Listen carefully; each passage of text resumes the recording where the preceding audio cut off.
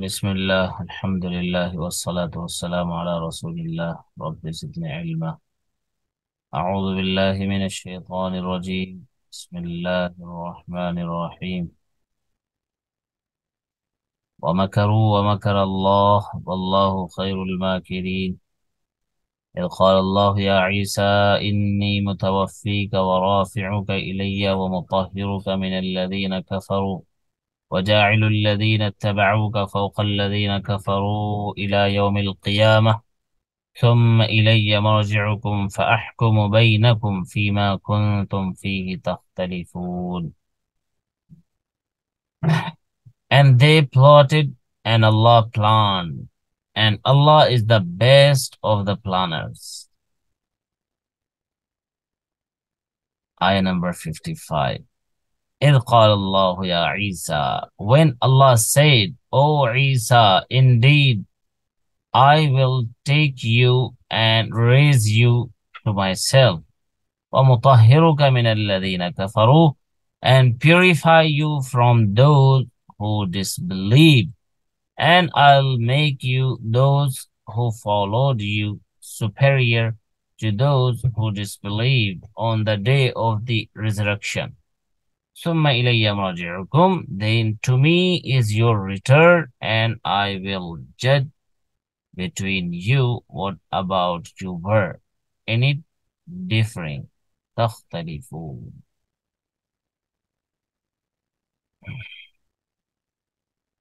In these verses, the miraculous event of the ascension of Sayyidina Isa, Jesus Christ, has been mentioned, and they made a move refers to the evil design of the Jews who planned to arrest him and to get him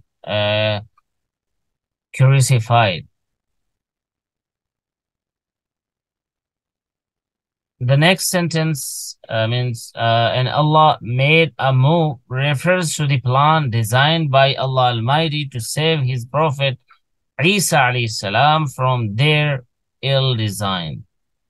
They sent one of them to Sayyidina Isa alayhi salam to arrest him, and Allah changed his face totally and made him resemble Sayyidina Isa alayhi salam, and raised Sayyidina Isa alayhi salam to heaven, while that person was crucified under the mistaken identity.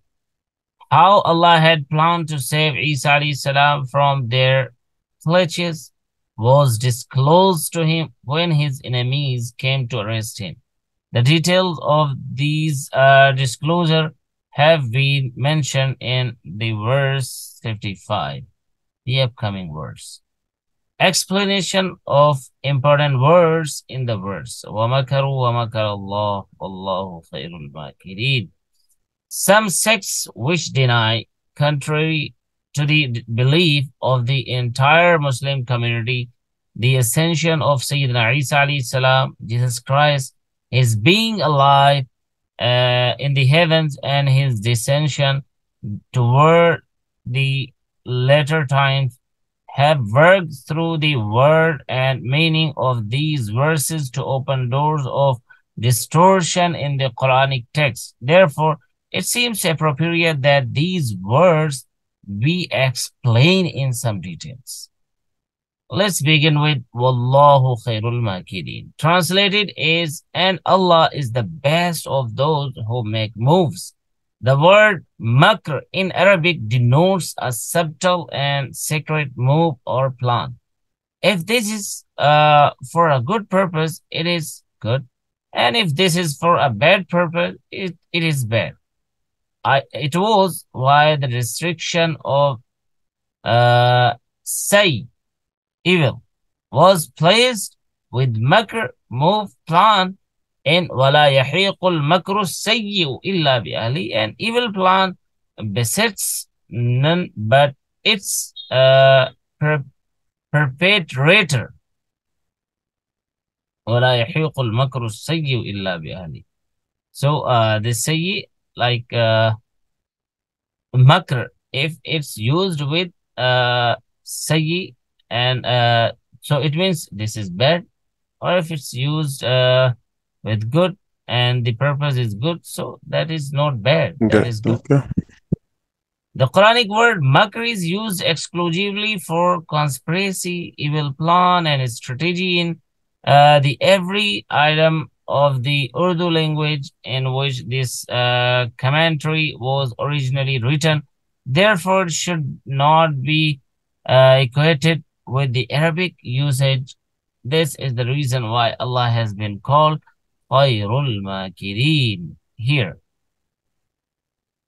The verse means that the Jews started making a series of conspiracies and secret schemes against Sayyidina Isa alayhi salam, going to the limit of convincing the ruler of the time that he was a heretic, God forbid, all bent upon changing the Torah, and was going to make apostates of everybody. The ruler ordered the arrest of Sayyidina Isa. While this was the scene on one side, the subtle and secret move made by Allah Almighty was countering their evil plan more effectively, which has been mentioned in the verses coming next. The word mutawaffi, inni mutawaffika, takes tawaffi is its verbal noun, with its root being wafyun. Lexically, the word means to take in full.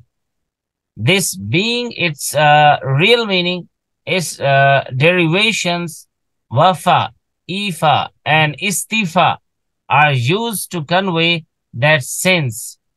You remember? Wafa yafi, wafan, and awfa yufi, fa, and istafa yastafi, like istaghfara yastaghfiru. So it's about the verbs and their root letters and root words. In fact, the real meaning of tawaffi is to take in full, which is universally confirmed by all lexicons of the Arabic language. Since man completes his appointed time at the hour of death, and the spirit or soul given by Allah is taken back fully and conclusively, it is in that context that this word is also used figuratively in the sense of death. A simple form of death is the daily sleep of human beings. For this too, the Holy Quran used the same word when it says, Allahu yatawaffa al-anfusa hina mawtiha wallati lam tamut fi manamiha. Allah takes away lives of the living at the time of their death, and of those they do not die in their sleep. And also we have, I think, we did we just recited one hadith. It's been a long time, but we did, I think. I remember, an-nawmu akhul maut, that sleeping is like a brother of death. So like sleeping and death are similar in something, not in everything. Like a person who has slept and who is in bed and he's sleeping, so he doesn't know what's going on outside or out of the room. So he's just sleeping, and he doesn't know anything. When he wakes up, if you just ask him that I was calling you from the outside, so it's okay. I don't know. I was sleeping. So it's like a dead man, a dead body is there, and you are just calling him, so he can't reply. So in something there is a similarity. And also التوفي في لغة العرب معناها القبض والاستيفاء، وذلك ثلاثة أنواع. أحدها التوفي في النوم، والثاني توفي الموت، والثالث توفي الروح والبدن جميعا. What is this? التوفي in the Arabic language means to exact fully or take in full. It takes three forms. The first, to take in sleep. The second, to take in death. And the third, to take the soul or the body all together. In Kulliyat Abu al-Baqa, it is said, التوفي الإماتة وقبض الروح وعليه استعمال العامة بالاستيفاء وأخذ الحق وعليه استعمال البلاغة. التوفي is putting to death and exacting of the soul in common usage, while in the classical usage it is taking in full and the exacting of the due right. Therefore, the majority of scholars have translated the word mutawaffika in the verse under study in the sense of taking in full. This means that Allah will not leave Sayyidina Isa alayhi salam in the hands of the Jews. Rather, He would take him away, which would be in the form that he would be risen unto him in the heavens. This is how the word I am to take you in full have been interpreted by the majority of these scholars. So that's why I have explained this word more in details. So because the all and the every issue and the confusion among people are just it's gonna be erased or removed if we have understood this interpretation. However, some authentic commentators of the Holy Quran have interpreted this verse in the sense of giving death also, but they do not mean that the death of Sayyidina Isa alayhi salam will occur at the hands of his enemies. The true meaning of the verse, according to these commentators, is as follows. What is that? Allah Almighty said two things to comfort Jesus at a time when the Jews were bent on killing him. One, that his death will come not at their hands in the form of killing, but that it would be a natural death. Two, in order to rescue him from the evil design of those people, Allah Almighty will at that time raise Jesus towards him. This explanation is exactly what has been reported from Sayyidina Ibn Abbas radiallahu ta'ala, as quoted by Al-Suyuti in his Ad-Dur al-Mansur. Ad-Dur al-Mansur is a book of interpretation. Volume 2, page 36, on the authority of several narrators.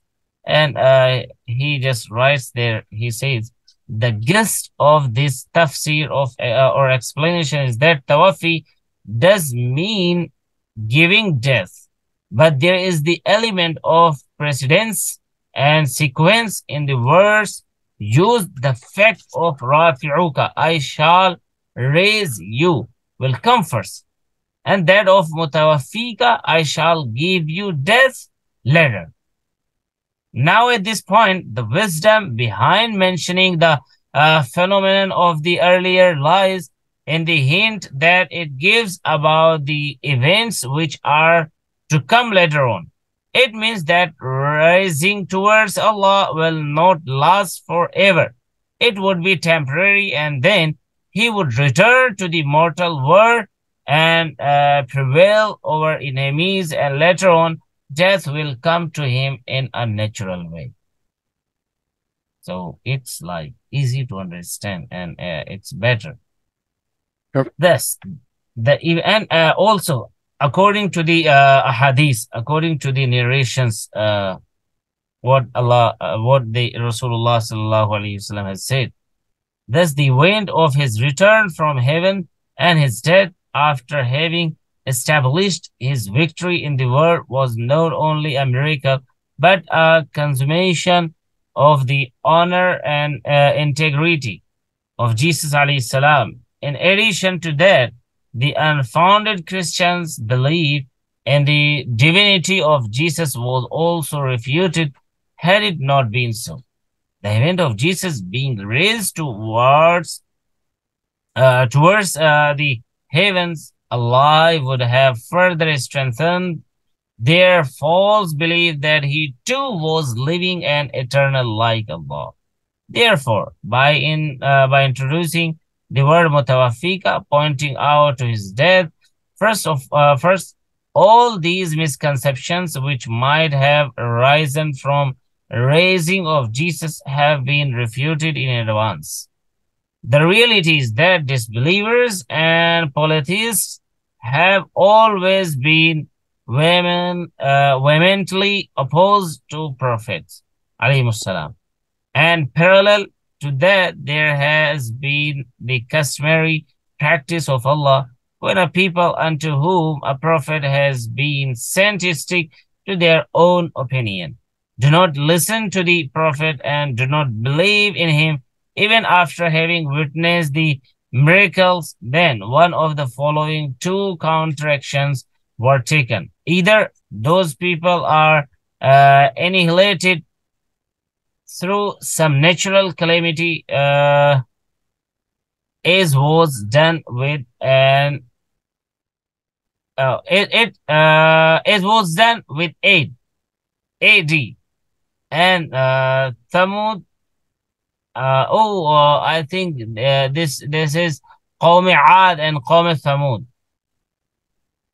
You remember? وَإِلَى عَادٍ أَخَاهُمْ هُودًا وَإِلَى ثَمُودَ أَخَاهُمْ صَالِحًا. Brother Ahmed, you remember about No, Aad I'm here. I'm listening.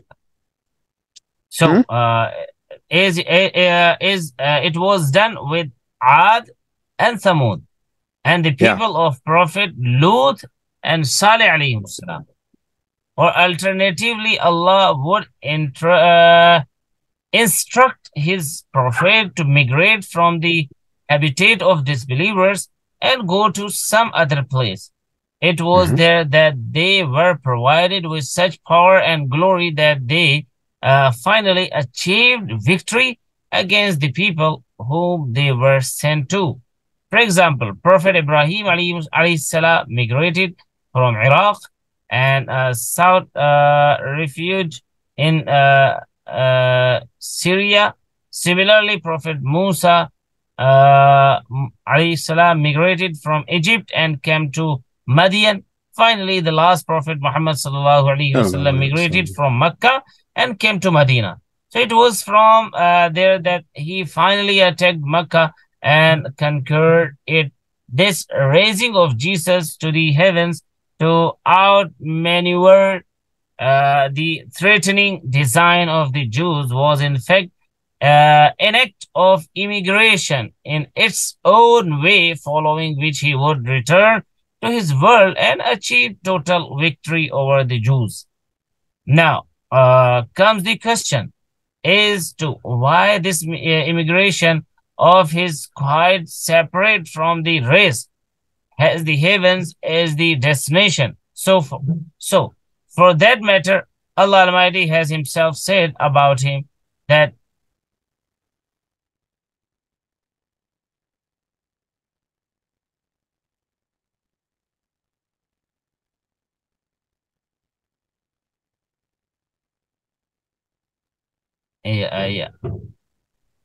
So Allah Almighty has himself said about him, and that his case is like that of Adam alayhi salam.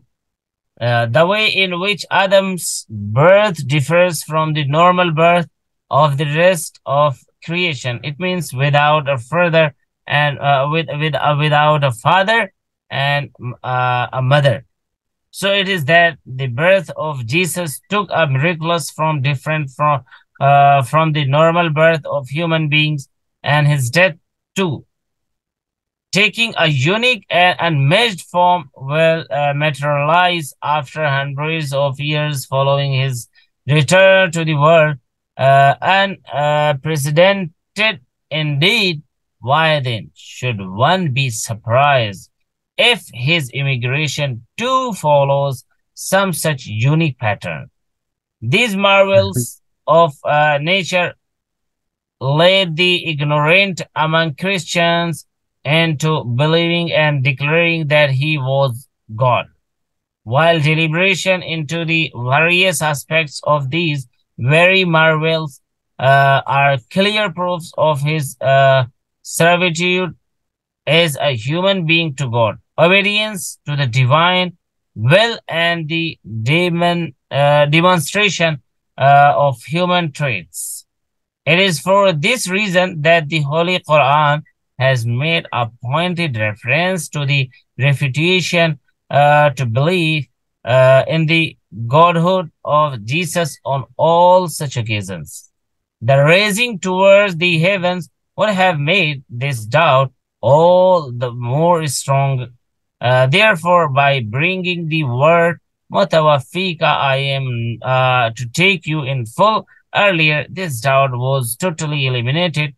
Thus, we come to realize that this verse no doubt aimed at negating the Jewish plans, since they were all set to crucify and kill Jesus alayhi salam, and that Allah Almighty made their plans come to nothing. Moreover, this precedence and sequence of verse became the mode of refuting the Christians as well, that Jesus was no God, who was never to die, but that a time will come when he too will meet his death. In his tafsir, Imam al-Razi has said that such precedence and sequence occurs frequently in the Noble Quran in order to cover similar expedient considerations under which an event due later has been mentioned first, while an event due earlier has been placed after that. As for Rafi'uka ilayya, and I shall raise you towards me. The meaning is clear. Addressing Jesus here, it has been said, I shall raise you towards me. Everyone knows that Jesus is not the name of just the Spirit, but that of the Spirit and the body of Jesus. Now, taking the raising of Jesus in the sense that the act of raising was spiritual only and not physical is all wrong. As far as the word rafi'uka, raising you, is concerned, there are occasions when it is also used to indicate raising of ranks, as it appears in the Noble Quran, رَفَعَ بَعْضَكُمْ فَوْقَ بَعْضٍ دَرَجَاتٍ, and raised some of you in ranks over others. And Allah says, يَرْفَعِ اللَّهُ الَّذِينَ آمَنُوا مِنْكُمْ وَالَّذِينَ أُوتُوا الْعِلْمِ, and Allah will raise up in ranks those of you who believe and those who have been given knowledge. So, it is obvious that the word rafi'uka, raising, in the sense of the raising of ranks or status, has been used figuratively in view of the context of the aforementioned verses.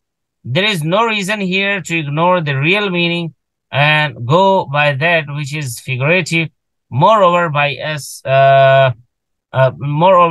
using the word ila, rafi'uka ilayya, ila, towards, along with the word rafi', raf'un, raising, at this particular place, the possibility of such a figurative meaning has been totally eliminated. What is said in this verse is rafi'uka ilayya, I shall raise you towards me. Then there is the verse from Surah An-Nisa, verse number 158, which refutes the belief of Jews thereto. What was said in وَمَا قَتَلُوهُ يَقِينًا بَلْ رَفَعَهُ اللَّهُ إِلَيْهِ, that is, the Jews certainly did not kill Jesus. Instead, Allah raised him towards himself. This latter expression is used for nothing but the raising alive of the spirit and the body. So that's why in totally I raise you. Explain this for the words of the verse, Allah Almighty's 5 promises to Jesus. In the verse under reference, Allah Almighty made 5 promises to Isa alayhi salam.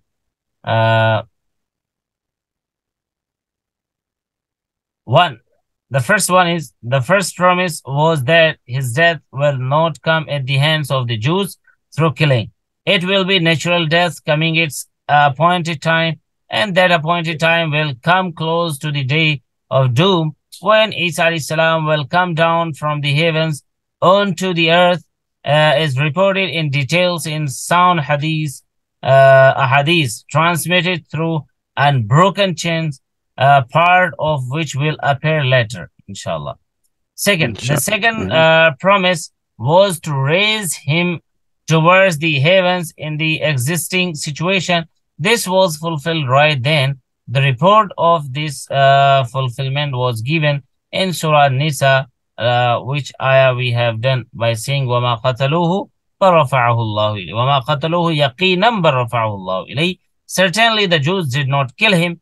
Instead, Allah Almighty raised him towards himself. Third promise. The third promise was وَمُطَهِّرُكَ مِنَ الَّذِينَ كَفَرُوا. That is, to have him promise, to have him cleansed of false accusations brought on him by his enemies.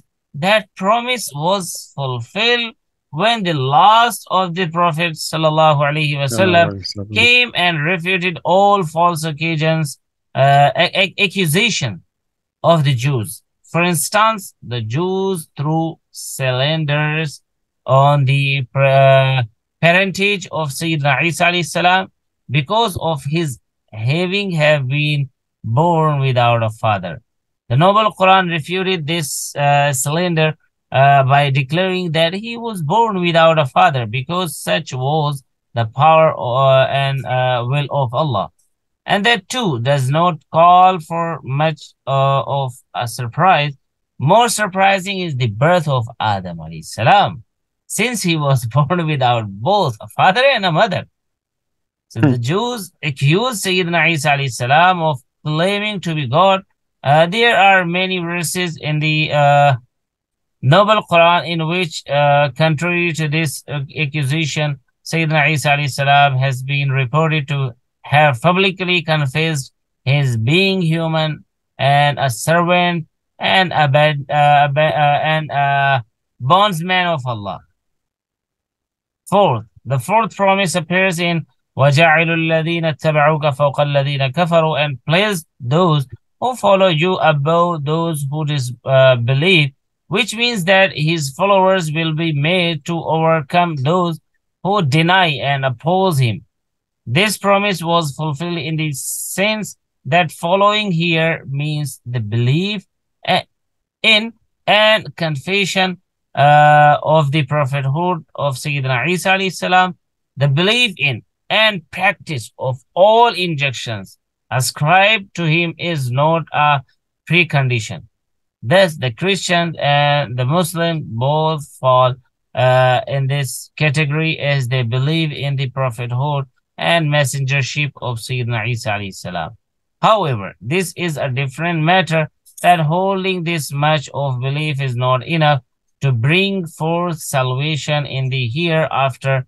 Instead, the salvation in the hereafter depends on believing in all injunctions brought by Sayyidina Isa alayhi salam. One of the instructions given by Sayyidina Isa alayhi salam was that his followers should believe and have faith in the last of the Prophet Sayyidina alayhi salam, who would come after Jesus departs. The Christians did not follow this instruction in matters of faith and belief. Therefore, they deprived themselves of salvation in the hereafter, while Muslims acted in accordance with that too. Therefore, they became deserving of salvation in the hereafter, but part of the promise which relates to having dominant authority over Jews was dependent on the prophethood of Sayyidina Isa alayhi salam only. The dominance in the world has always been the fate of Christians and Muslims. What is this word? Like VIS, then there is a symbol, and then let me send it to you. Is it like VIS? Yeah, VIS, and okay, just check it. The word is this. Oh, vis-a-vis. It's actually a word of French origin, so the English borrows it from French language. Vis-a-vis? This I word mean, is it's a vis-a-vis, vis-a-vis, yeah. the Jews, and surely so shall Yeah. it be through the day of judgment. I They don't call know what they it call that they call that loan word. So it's a loan word from French. Okay. Yeah. So this is very long topic. I think we have done it. Alhamdulillah. Oh, Or you want more details? no, I have. alhamdulillah, it's good. Yeah, I think it's good. I think this is enough. Yeah, I think so as So well. in short, here and at the other places, the very fact of such detailed description concerning Sayyidina Isa alayhi salam is in itself indicating that his reappearance is due close to the day of judgment and that he would return to the world. This humble writer has taken up this subject in full details in his Urdu treatise and entitled Masih Maw'ud Ki Pehchan. Uh, because these are the notes, so I have taken this note from uh, Tafsir Ma'arif al-Quran, which is written by Mufti Shafi, one Shafi. of the scholars, one of the scholars of Pak, the divided part of India, and then and he just now and the translate and that tafsir that is Urdu tafsir and translated by his son Mufti Taqi Usmani, which is one of the Oh, famous into English scholars text. of the age, Mufti Taqi Usmani. So he has written that there is mention that Masih Maw'ud ki pehchan means identifying the promised Messiah, which may be Messiah, yeah. consulted for these details. So there are more details that what was the fact behind he was just risen and Allah raised him towards himself, or he was killed or not. So all these. So inshallah, from ayah 56, we're gonna do it next time. Let's translate these two verses. Inshallah. وَمَكَرُوا وَمَكَرَ اللَّهُ, ayah 54. And they, disbelievers, plotted and Allah planned, and Allah is the best of planners. When Allah said, "O Isa, indeed I will take you and raise you towards myself and purify you from those who disbelieve, and I will make those who follow you superior to those who disbelieve on the day of resurrection. Then to me is your return, and I will judge between you concerning that about which you used to differ." Alhamdulillah. So the conclusion is Isa alayhi salatu wassalam will come later, close to the day of dooms, day of judgment. I mean, Yep. like close to the days of Qiyamah. He will come again, and he wasn't being killed by Jews. Allah saved him himself, mashallah, and he resembled any other person, and he was killed instead of him. So Isa alayhi salatu wasalam wasn't being killed. He is alive, but he is not in this world. He is in the heavens.